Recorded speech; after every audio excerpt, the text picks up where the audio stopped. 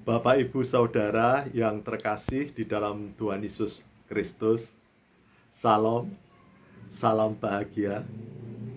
Sudah beberapa lama saya tidak sharing kehidupan karena kurang lebih sekitar 3 minggu saya sesak di dada. Jadi jantung saya kambuh sehingga saya harus proses pemulihan terlebih dahulu dengan dibantu tabung oksigen. Dan terima kasih kepada pihak gereja kami, pengurus gereja kami yang sangat peduli dan perhatian kepada saya, sehingga saya mendapatkan kemudahan tabung oksigen di masa pandemi COVID sedang meningkat. Untuk mencari tabung oksigen sungguh tidak mudah. Pada kesempatan ini saya akan sharing kehidupan kembali berdasarkan pengalaman hidup saya. Di dunia ini ada berbagai macam ragam manusia. Paling tidak menurut pengamatan dan pengetahuan saya, ada manusia yang baik. Ada manusia yang baik namun tergantung dengan keadaan. Ada juga manusia yang nampak baik namun masih memiliki potensi karakter kedagingan. Ada juga manusia yang nampak baik tetapi memiliki perangai yang jahat. Ada juga manusia yang berusaha baik namun juga melakukan kejahatan. Dan kemudian manusia yang jahat. Bapak, Ibu, Saudara yang terkasih di dalam Tuhan Yesus Kristus, di dalam kitab Wahyu Tuhan menyatakan bahwa sebaiknya manusia itu hanya memilih dua saja, menjadi manusia baik atau sekalian jahat, sekalian baik atau sekalian jahat. Jangan setengah-setengah, jangan nanggung-nanggung, karena itu akan menjadi batu sandungan. Kalau jahat sekalian, sudah tahu bahwa orang itu jahat. Saudara-saudaraku, manusia yang baik itu tidak selalu sempurna, tetapi dia di dalam hidupnya dikendalikan oleh niat baik. Hati nuraninya terasah untuk berbuat baik dan mengandalkan Tuhan Yesus Kristus, dan selalu melekat pada Tuhan Yesus Kristus dan memohon Roh Kudus untuk membimbing, sehingga di dalam kehidupannya setiap hari, walaupun dia bukan orang sempurna, namun dia berjuang untuk senantiasa hidup sempurna, tulus, rendah hati, taat dan setia kepada Tuhan. Itu manusia yang baik. Jadi orang baik bukan berarti sempurna, bisa berbuat salah dan melakukan kesalahan dan dosa, tetapi dia selalu mengandalkan Tuhan dan setiap hari hanya ingin berusaha berbuat baik untuk menyenangkan hati Tuhan, juga untuk mengasihi, menjadi berkat bagi manusia yang lainnya. Jadi menyenangkan Tuhan, mengasihi orang lain, dan mengasihi dirinya sendiri. Hidupnya damai sejahtera dan bahagia. Kemudian ada juga manusia atau orang yang pada dasarnya baik, namun masih ada tanda petiknya. Baik kalau kondisinya, suasananya bisa melakukan hal-hal yang baik, tidak ada pengaruh yang lain. Misalnya ini di Lukas, di kitab Lukas, anak sulung. Jadi anak sulung setiap hari bersama Tuhan, bersama Bapa, bersama bapaknya yang baik. dia selalu berbuat baik. Tetapi ketika adiknya yang jahat bertobat, dia marah, iri dan dengki. Jadi sebenarnya baik, tetapi belum seutuhnya. Jadi melihat keadaan dan tidak ingin orang lain bertobat, tidak ingin bapaknya mengasihi orang-orang yang berdosa dan bertobat. Seolah-olah kebaikan bapaknya hanya untuk dia, dan dia merasa selalu baik dengan bapaknya. Nah, ini juga harus hati-hati.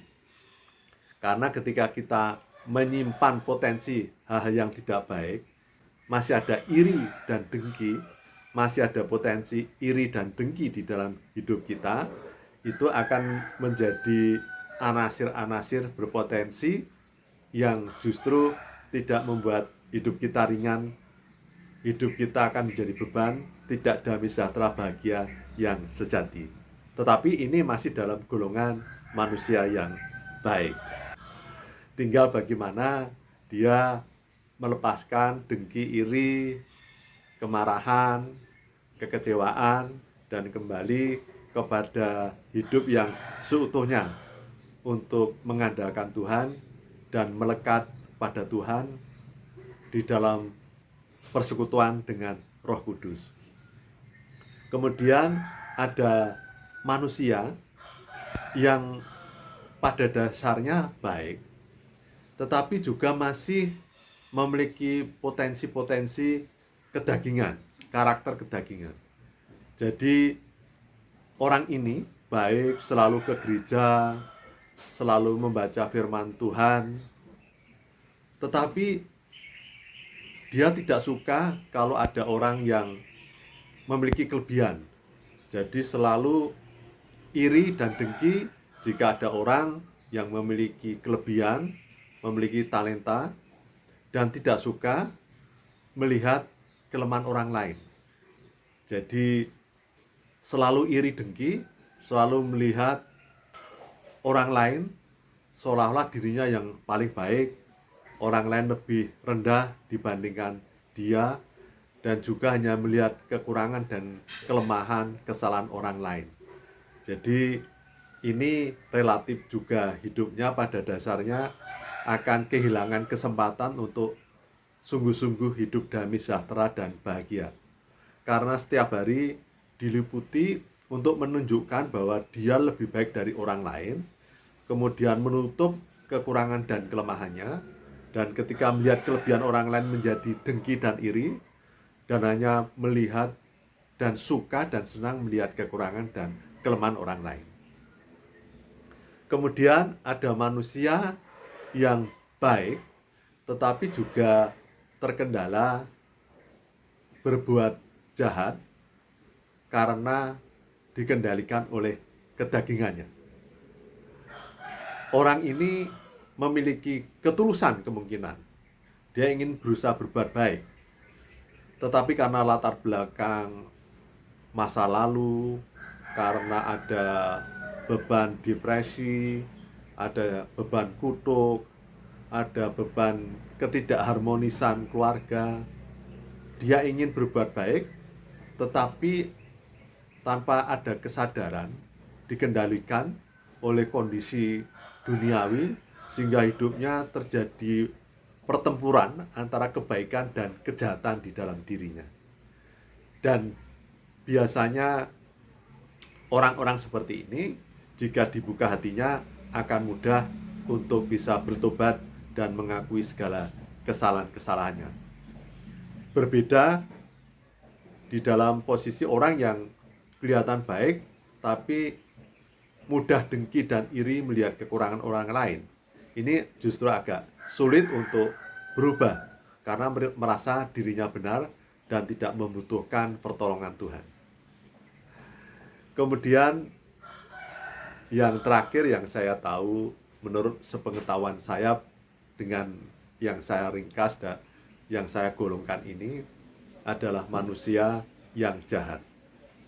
Jadi manusia yang jahat ini, dia sadar dirinya jahat, maka dia tidak perlu menutup-nutupi, tidak perlu munafik, seolah-olah ingin kelihatan baik. Dia sadar, dia jahat, dia melakukan kejahatan.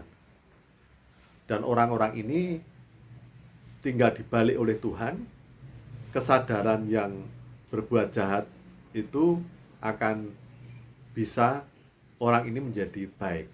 Maka mengapa di dalam kitab Wahyu Tuhan mengatakan, berfirman bahwa hai engkau manusia, jadilah baik-baik yang benar, atau kalau jahat-jahat sekalian.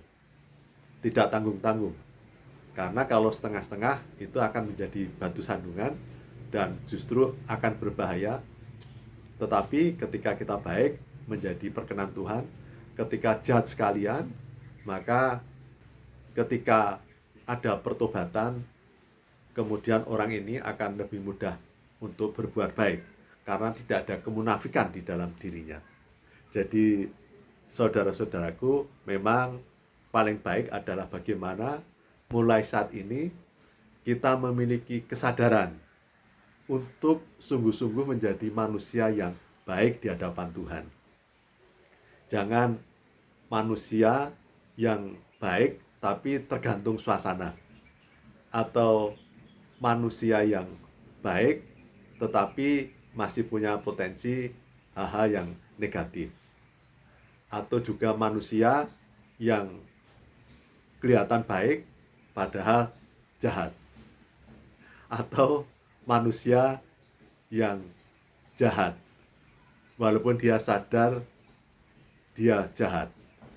Sebaiknya lebih baik dia baik dan sadar dia untuk terus berbuat baik, karena itu yang menjadi perkenan Tuhan. Jadi saudara-saudaraku, marilah kita menjadi anak Tuhan, kekasih Tuhan yang baik, yang selalu berusaha baik dengan tulus, dengan rendah hati, dengan penuh kasih, hanya ingin menyenangkan Tuhan, hanya memuliakan Tuhan, dan kemudian menjadi berkat bagi sesama dengan tulus hati, dengan kemurahan dan kerendahan hati, dan kemudian juga dapat damai sejahtera bahagia di dalam hidupnya. Tuhan memberkati. Salam bahagia. Salam. Terima kasih.